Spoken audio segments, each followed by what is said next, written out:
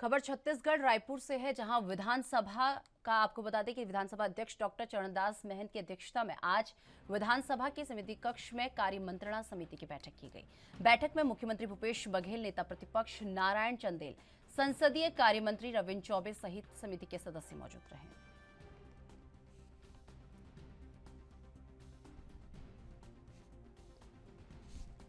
तो आपको बता दें कि खबर छत्तीसगढ़ रायपुर से है, जहां विधानसभा अध्यक्ष डॉक्टर चरणदास महंत की अध्यक्षता में आज विधानसभा के समिति कक्ष में कार्यमंत्रणा समिति की बैठक की गई है। बैठक में मुख्यमंत्री भूपेश बघेल, नेता प्रतिपक्ष नारायण चंदेल, संसदीय कार्य मंत्री रविन्द्र चौबे सहित समिति के सदस्य मौजूद रहे। तो आज एक बैठक जो है विधानसभा में हुई है और आपको बता दें कार्यमंत्रणा समिति की ये बैठक हुई है। बैठक में मुख्यमंत्री भूपेश बघेल, नेता प्रतिपक्ष नारायण चंदेल, संसदीय कार्य मंत्री रविन्द्र चौबे सहित समिति के अन्य सदस्य इस बैठक में शामिल हुए।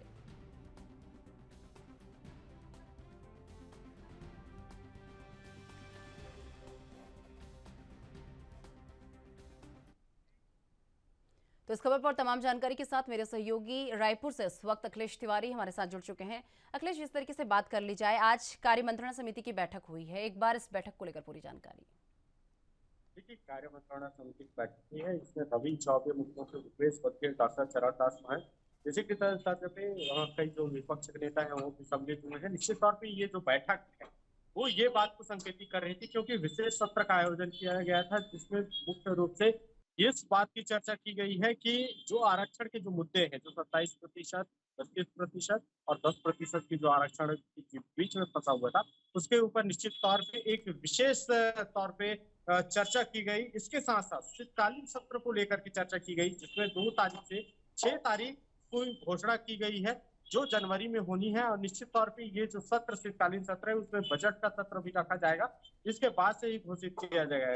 जो कार्य मंत्रणा की जो समिति गठित की गई है, उसमें निश्चित तौर पे जो शीतकालीन सत्र है उसमें कौन कौन सी विशेष भागीदारी निभाई जाएगी, किस तरीके से कार्य प्रणाली की जाएगा और बजट की रूपरेखा किस तरीके से तैयार की जाएगी, तमाम ऐसे विषयों को लेकर के आज चर्चा की गई। लेकिन आज की अगर बात की जाए तो आज विशेष सत्र का आयोजन किया गया था, जिसमें जो मनोज मंडावी हैं, जो उपाध्यक्ष रहे हैं विधानसभा के, उनके श्रद्धांजलि दी गई। और निश्चित तौर पर श्रद्धांजलि देने के बाद जो भानु प्रताप पुर की जो चुनावी रणनीति है उसके बारे में भी चर्चा की गई। और कांग्रेस की जो टीम है वो नजर आ रही।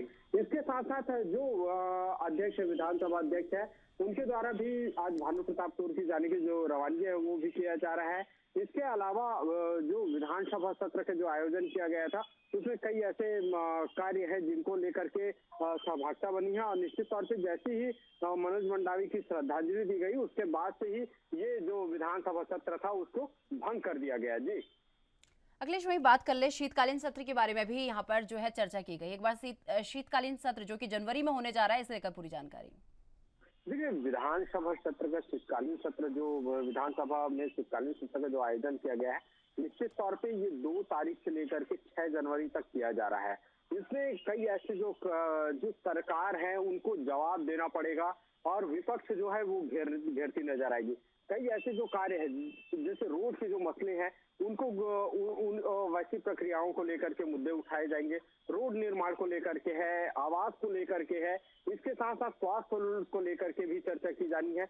इसके अलावा जो बजट की जो रूपरेखा तैयार की जा रही है उसको लेकर के निश्चित तौर पे एक बड़ा चर्चा का विषय बना हुआ है। इसके अलावा एक बात और निकल करके सामने आती है कि जो शीतकालीन सत्र है, शीतकालीन सत्र के अलावा कई ऐसे जो मुद्दे हैं जिसको सरकार को घेरने के लिए आतुर रहेंगे। इसके साथ साथ कई ऐसे जो संगठन है, चाहे कर्मचारी संगठन की बात की जाए, आधिकारिक संगठन की बात की जाए, तो लगातार धरने प्रदर्शन में भी बैठे हुए हैं। तो वो तमाम जो है वो विधानसभा घेरने की भी तैयारी एक रणनीति बना करके काम करने जा रही है।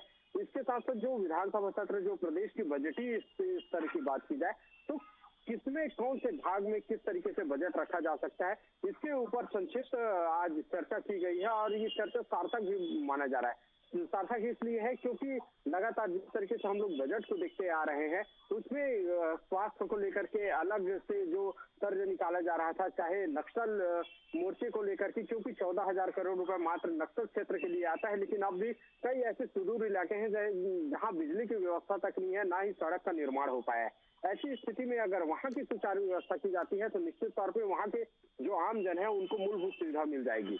और कई ऐसे विषय है जिनको लेकर के शीतकालीन सत्र में विशेष तौर पे जो विपक्ष के नेता हैं वो सरकार को निश्चित तौर पे घेरते नजर आएंगे। चलिए अखिलेश, बहुत बहुत धन्यवाद हमारे साथ जुड़ने के लिए और ये तमाम जानकारी हमारे साथ साझा करने के लिए।